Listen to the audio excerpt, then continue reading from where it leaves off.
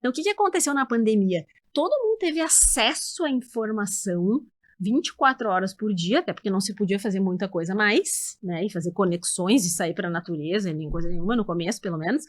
E aí foi um banho de informação. Mas que tipo de informação?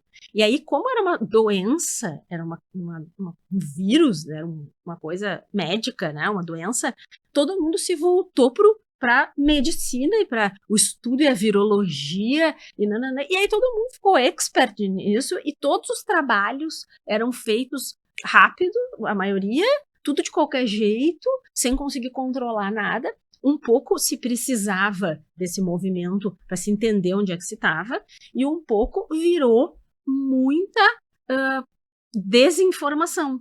E aí todo mundo teve acesso, e aí foi um acesso a coisas, e aí começaram a aparecer, aí as pessoas começaram a estudar outras coisas que estão aí, que a gente ainda não conseguiu provar como efetivas para tratar e para curar doenças, principalmente doenças psiquiátricas, né? E aí todo mundo quer experimentar aquilo, e se tu for olhar a evidência para essas coisas, ela ainda é baixa, ela não é forte, pode ser que a gente tenha um caminho no futuro para tudo isso, psicodélicos tem que ser estudado, né?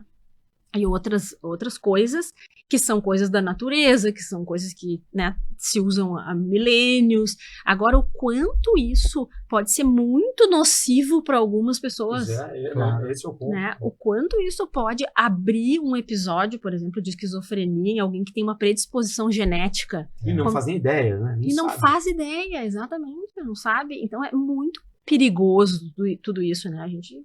Seria interessante, então, para uma pessoa que realmente quer ir a fundo nos riscos e tal, fazer um teste de genético, assim, um 23andMe, um negócio. Eu não sei como é que é no Brasil o acesso a isso, mas imagino que também ajude. A gente não tem isso tão claro para psiquiatria, para transtorno psiquiátrico, para transtorno mental, como a gente tem para oncologia, por exemplo. Ah, entendi. O perfil genético ainda não está maduro o suficiente para saber. A gente tem algumas coisas para medicação, né, que são a gente ainda, né, a genômica é uma coisa muito interessante, que é o futuro, já é o presente, é muito interessante mesmo.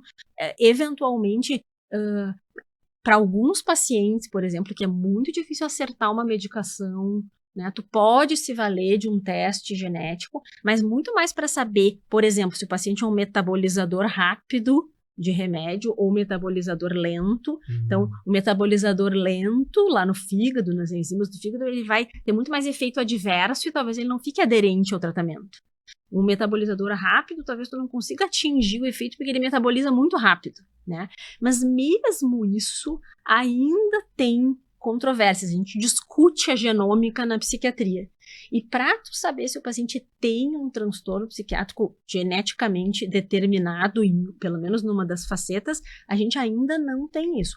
A oncologia está muito avançada na genômica e a gente acredita que na psiquiatria é muito multifatorial ainda.